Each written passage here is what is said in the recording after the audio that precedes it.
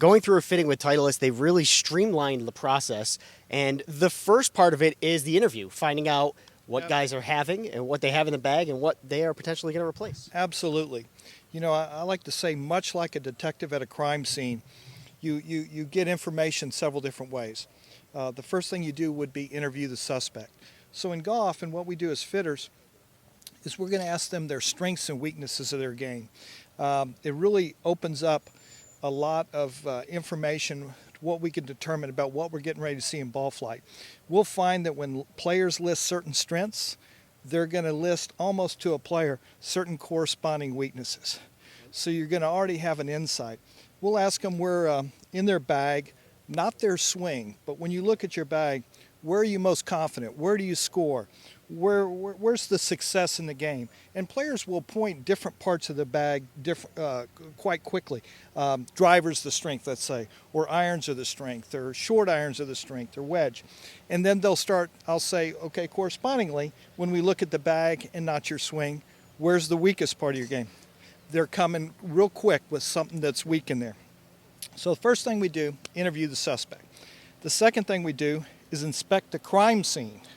Now the crime scene here could be anything from the set composition, so we're always looking and seeing how is this set composed, what 14 clubs are in here.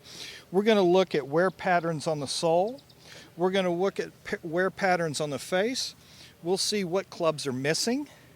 You know, they don't carry a 3-wood, for example, or they don't carry a 4-iron.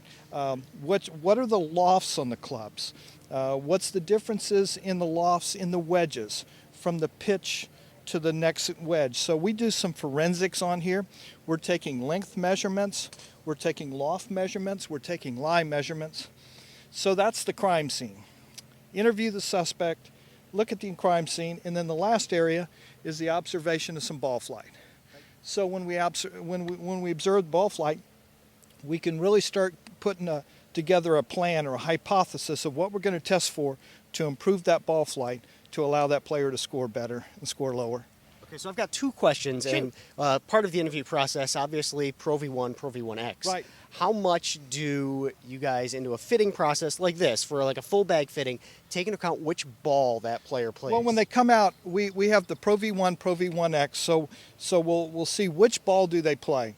And then if they're asking questions about the ball, we'll give them our opinion on which ball maybe to start the investigation with.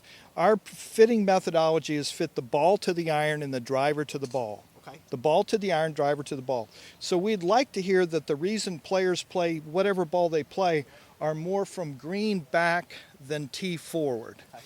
So we'd like to hear things about the scoring ability of the player with their short game, with their putter, with their wedge play, with their iron play.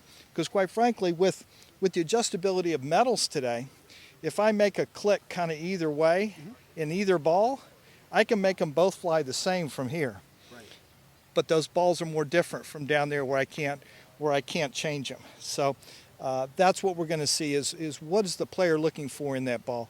So it's really from green back is where we'll start our investigation.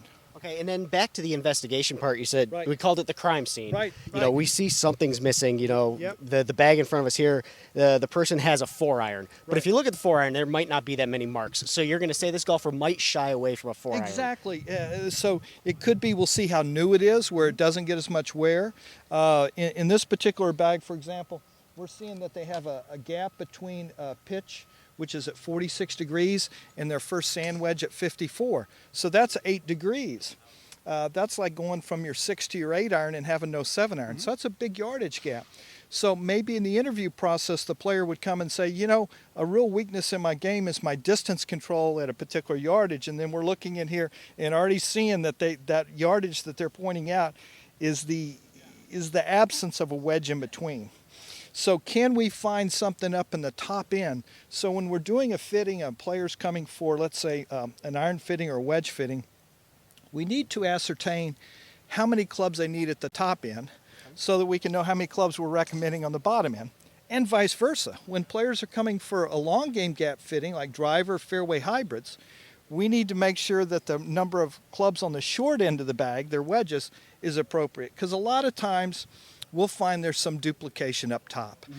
There's not enough unique distance control up top, and maybe we can find a way to get one club to replace two. So it's really not just about finding the clubs that work for the numbers, but really optimizing the entire bag, getting the clubs that you need to see success on the course. Absolutely.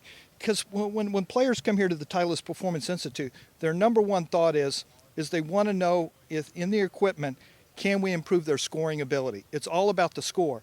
Distance is certainly a part of that, but so are things like shot proximity or dispersion patterns. So we're looking at the overall flight of the ball and seeing what we can do in the specifications of the club to get that golf ball for this player with this swing at this speed to score better. So really, for you guys, you go from being, detectives to like mad scientists, and to really get the combination to get everyone going. Well, you do bring up a point. A golf ball can only do four things. There's velocity, the speed it leaves a club face; launch angle, the angle it leaves a club face; backspin, and then dispersion, side spin. So we're triaging that golf ball. So much like a doctor in a hospital when a patient comes in, that might fix a collapsed lung for a broken arm, we're triaging that golf ball and seeing for this player which one of those four characteristics is really damaging their score the most. And then how are we going to address that through the fitting process? So we're not here to change their swing. We're seeing what specifications can we alter within the equipment to allow that player to score better. I love it. The insight, the different hats that they have to wear to really get players to play their best out on the course, and that's something that Titleist obviously wants players to have. Well, we have to understand that physics of flight. What's the golf ball doing? And then as fitters, how are we going to address that through the specifications of the club and in all 14 clubs here in the bag?